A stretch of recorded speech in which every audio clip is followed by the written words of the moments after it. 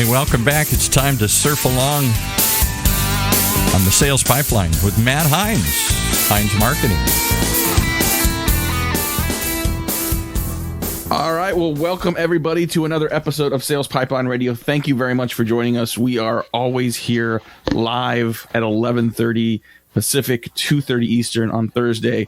This program is running live, but we've recorded this. This is an on-demand recording. If you're listening to this live, I am probably taking a nap somewhere on Whidbey Island. I'm taking a little vacation to get away from things going completely off the grid.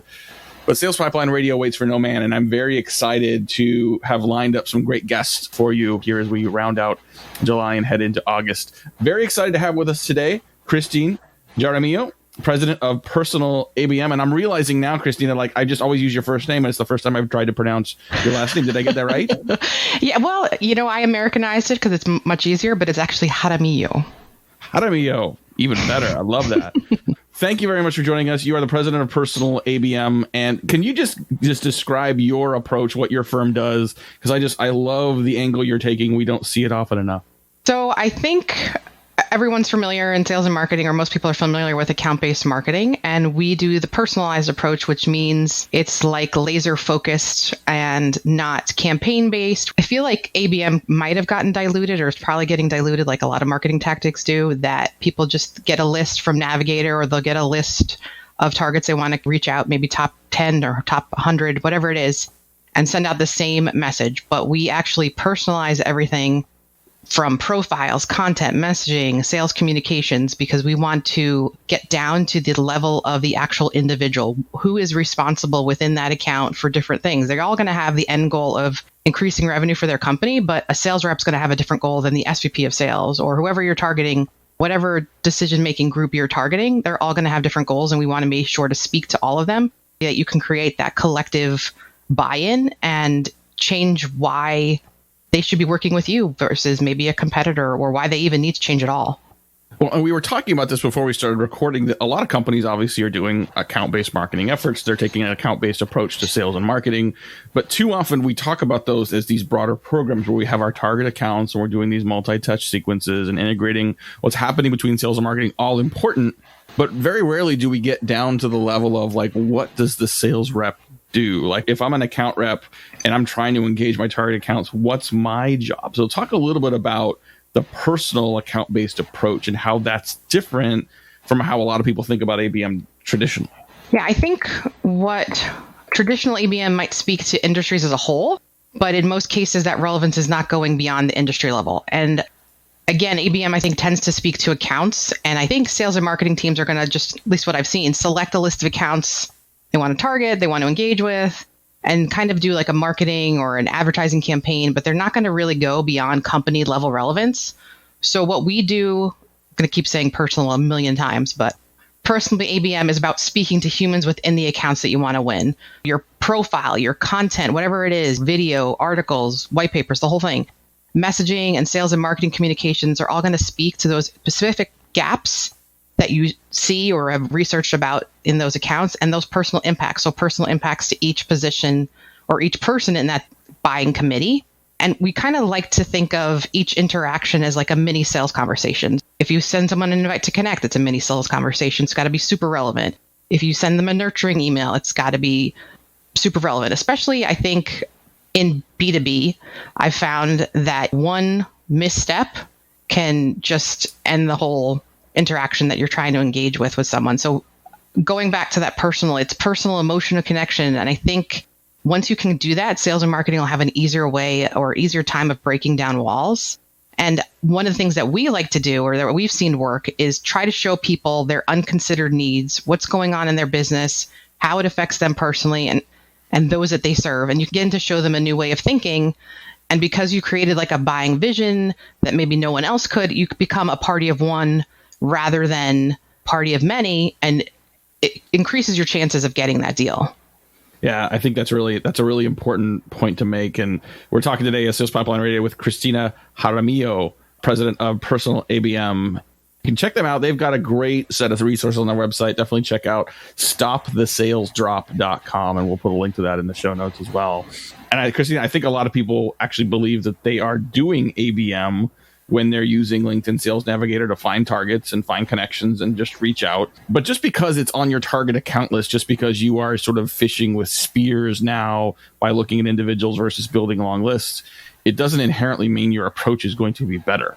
And there's a level of efficiency that we're not necessarily going for here, right? We're looking for impact. And so an inefficient, not very efficiently scalable process might actually be better at getting the engagement in the target accounts you want. Talk a little bit about what's missing from the way a lot of people think about sort of target account social ABM and what they can be doing better.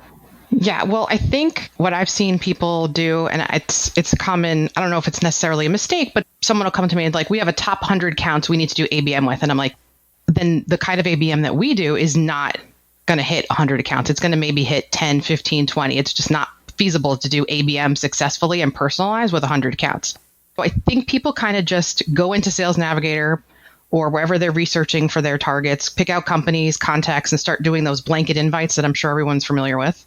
But it's the same thing. Like if you were doing a marketing campaign, you're hoping that something's going to stick and the accounts that I want to connect with will actually respond. But I think for ABM to really work and to work well on social, a few things need to happen. And I think some of these key things that need to happen are people are missing out. Their approach needs to be data-driven, number one, I think. Number two, I think that those relevant stories need to be in place. And that means stories in the content you're sharing, stories on your profile, stories when you nurture someone. Start with your existing customers and capture those best stories. I'm sure people are familiar with this approach. But then identify accounts that match the stories that you already have, that you can resonate with them. It'll make your process a lot easier. And then another thing that I think for this to happen or to be successful is to have your LinkedIn profile speak to accounts that you want, the humans within those accounts. We recently did a study with our team and found that it's something that we're actually sharing an upcoming article that's getting published on Crunchbase in a couple of weeks. And we found that about 95% of leadership, sales, and marketing teams are kind of sharing irrelevant content or sharing content that's not as personalized as it really could be, because I'm sure you've seen this. There's a lot of people that have resumes on their profiles, and sales teams are talking about their sales awards, their biggest closes, their sales accomplishments, but they're only showing prospects that they're looking to close a deal rather than building that relationship based on value. Because I know it from my perspective, if I see a salesperson that's all about them and what they've done on their profile, it kind of gives me pause to actually accept that connection, because I feel like 2 seconds later, they're going to try to sell me. They're going to try to set me up on a demo or just kind of engage in that kind of spam-like approach on LinkedIn. And I'm kind of weary of it. Where have you seen the best, I guess, implementations of these kind of programs? Is it coming from marketing? Is it something that is originated from sales? Is it more organic where you have some sales reps that engage in this and sort of go through, for example, the virtual LinkedIn training you guys do, and then sort of it has a bit of a groundswell effect internally? Where do you see the best, not just trainings, but also just real implementations and consistent leverage of these best practices?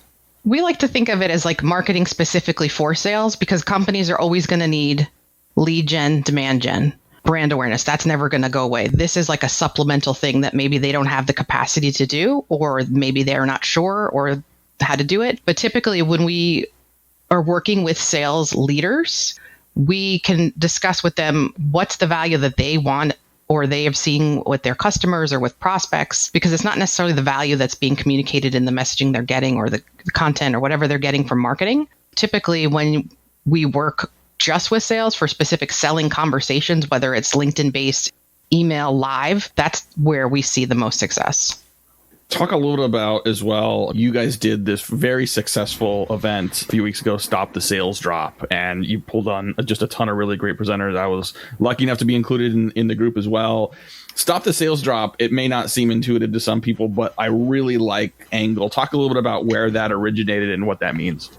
Our own business is our main business, Personal ABM. Our key metric, I should say, is revenue. We were having, as a lot of people are having, our clients were experiencing as well. I meant to say, sales conversations were stalled, they were paused, they were scaling back, they were totally dead in the water because we saw a shift in the way people were doing business. So this was all something that we came up with in April of this year, April 2020.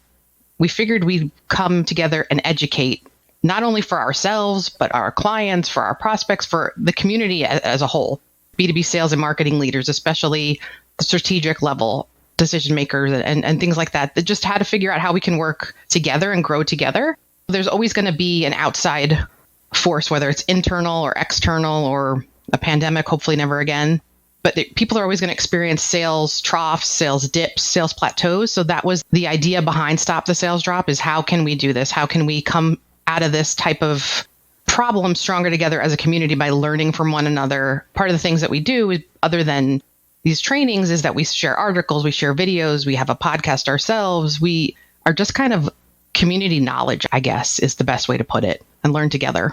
Speaking of the event, the last summit you guys did, and I think sometimes these sharing the examples of people being successful, like individual stories, is really sometimes the most powerful. I remember you talked about a client that you had shifting their strategy that generated like a 7-figure deal from an account that had been unresponsive for years. Can you talk about, like, just use that as an example, talk about what did they do and how did that work? Yeah, sure. I'll give you some context. Many other supply chain and tech firms, this is what this particular sales team at Schneider, which is Schneider National, they have the big orange trucks. They're a third-party logistics provider. They were looking to their marketing team for more leads. And I think everyone equates more leads with more sales, and that's not necessarily what was going on with them. They were only really able to advance when they looked at the numbers, 1 out of every 5 opportunities towards revenue. They were kind of spinning their wheels in the sand, I guess. And because of that 20% win rate, they knew that they needed to change something. So they had initially figured the more leads that marketing can deliver, the more revenue they can produce. But it wasn't working. Both sales and marketing teams were having issues with the volume and the quality of the leads, and they were just not driving that personal relevance to change. And the sales team had the right targets, and in many cases, they had the right connections. So those relationships were not completely warm and not completely cold, but they just weren't leveraging them right. We worked with one of Schneider's VPs of sales. She happened to be connected to Sigma's VP of logistics, but their connection and that relationship was kind of unresponsive. They were doing the general messaging for that particular industry in logistics and 3PLs. They like to talk about better people, better process, better technology, or customized solutions to meet customer needs, or reliable service. So it's very vague, very generic. They weren't making that human-to-human connection or demonstrating a competitive advantage or helping buyers think about price. Because of that, we kind of shifted the conversation to speak to commercial impacts on the buyer and give them a valid reason to change. We shifted everything from the content in the profiles, content they were sharing on the LinkedIn platform and social channels, email conversations. We went back to that account-specific gaps and that employee or customer impacts. That VP that was semi-warm, that relationship needed to see proof that his supply chain was underserved by their current tech or their current 3PL or their current way of doing things. And he needed stories to show a specific challenge, and Schneider had uniquely solved for a similar customer. And because of that new personal relevance, they were able to pull the sales team through the sales cycle, as opposed to, I guess, that push and pull that sales and marketing like to do. Because of that, the prospect walked away twice. They had been unresponsive for 5 years, like we mentioned, and they turned them into about $2 to $3 million client over the course of like a year or two. It was pretty successful for that. That's awesome. We got to take a quick break, pay some bills. We'll be back with more with our guest today, Kristina Jaramillo from Personal ABM. We're going to talk more about personal ABM strategies and tactics. We're going to talk about the impact COVID has potentially had on that as well. We'll be right back on Sales Pipeline Radio. How do you continue to drive predictable revenue in an increasingly unpredictable time? Creating a revenue growth engine is no small task, nor is it one that can be done overnight. And these days, it can feel harder than ever to hit your stride. So how can you overcome the obstacles? Read the new research report on the state of predictable revenue growth from 6 Sense and Heinz Marketing. Get it now at hub.6sense.com/PRG. That's hub.6sense.com/PRG. And now back to Matt and his guest. Well, welcome back to Sales Platform Radio. Thank you very much for listening today. We're talking about Personal ABM from the president of an amazing marketing firm called Personal ABM, Kristina Jaramillo. And you guys have been doing this for a while. I'm curious if any of the strategies or tactics have changed at all since people are working from home and have changed some of their working, selling, and buying habit. And I'm curious to hear if things have gotten more difficult or if certain things have actually become more efficient and more useful given the current working environment. Yeah, that's a good question. I think they've become a little more useful actually, because we've always based our approach on that personal relevance. Again, I'm honing in on that a million times, and sharing and leading with value. So that's something that we've always done. And I think buyers now are looking for that even more. So it's actually kind of working to an advantage in that way. Our approach has been super effective. I mean, it's going to take a longer time to get people to actually move down the funnel or closer to a sale, but we continue to share with value and lead with value. I think that's just going to strengthen the approach for the rest of the year. I would hope so. And I think that, it feels like some of this is just universal and good selling. Are there tricks to making this a consistent habit? Because I wonder if people listening to this say this totally makes sense. I'd like to do this. What are some of your strategies for making this a consistent habit that is applied consistently? Because we're talking about, you're up your sleeves and you're doing this work on a daily, weekly basis if you want to be consistently successful at driving results. How do you recommend clients make and stick with that habit? I think what people have to think of when they're making any kind of interaction, whether it's an email, whether it's a phone call, whether it's a newsletter, is it relevant? Is it personal? Is it value-based, or am I pitching? Because if you're pitching, the ABM, you can't really pitch and have it work effectively. Otherwise, you're just kind of spamming everything else out. So I think kind of putting yourself in the buyer's shoes for a minute and thinking, if I read this in my email or if I listened to this message on my phone, would I actually think this person's going to sell me, or do I think this person's going to build a relationship based on value and share insights with me and ways of doing things and those commercial insights and give me like a new way of thinking, or am I actually educating along the way and providing value to that person at the end of the day is what it is. We've been talking mostly about LinkedIn. Obviously LinkedIn is one of many channels out there. A lot of people are using Twitter. Some are using Instagram and TikTok and others. Is there a role for other channels, especially those that may not be business oriented, but may give you some insights into what your target cares about? Like, how do you recommend people think about different social channels and then what's appropriate to be able to bring in and use in the engagement, in the conversation? I think it's kind of like a universal thing. Again, going back to that value, if you're sharing value across all the platforms and not buy our product, download our webinar, or download our white paper, whatever it is, as you're sharing value and giving back to the audience or your followers, wherever platform they are, wherever you talk to them or engage with them, I think they're always going to associate you with value. That has to be consistent with across the board. It can't just be that marketing's doing it. It can't just be that sales is doing it or customer success. Everyone's got to be doing it.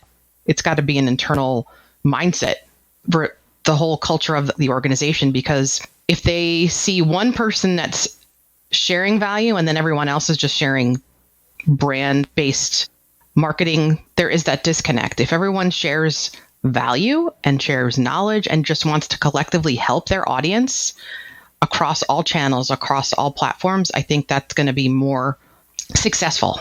We've just got a few more minutes here wrapping up with our guest today. We'll put links to Stop the Sales Drop and some of their LinkedIn trainings in the show note. Curious, as you look back over the last few months, obviously we're all working a little differently than we had intended and that we may have done at the beginning of Q1. What are a couple things, what's one or two things that you miss from the old normal that you're looking forward to getting back to? And then what maybe is something that you don't miss, that this has kind of made you realize you don't need it, don't want it, and aren't going to include it in your new normal?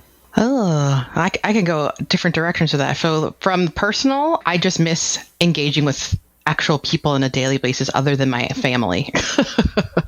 What I don't miss is receiving a lot of, on LinkedIn, especially because I talk about it all the time because I'm on it like constantly.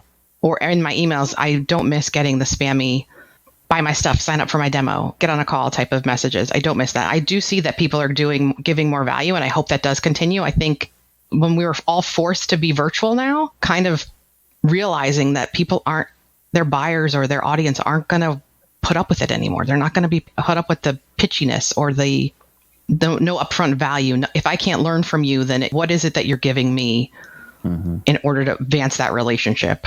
I certainly hope people continue to get better at doing that. And I know a lot of the work you guys have done, Stop the Sales Drop, and with your LinkedIn training has helped a lot of people move through that as well. So thank you for that. Thank you, everyone, for listening. We unfortunately are out of time for today.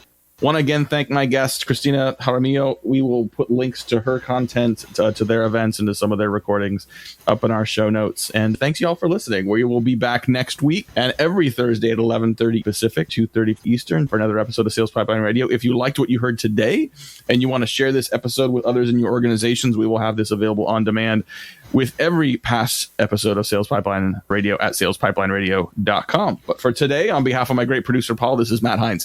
Thanks so much for joining us for another episode of Sales Pipeline Radio. And with that, we wrap up another episode of Sales Pipeline Radio right here on the Funnel Radio channel for at-work listeners like you.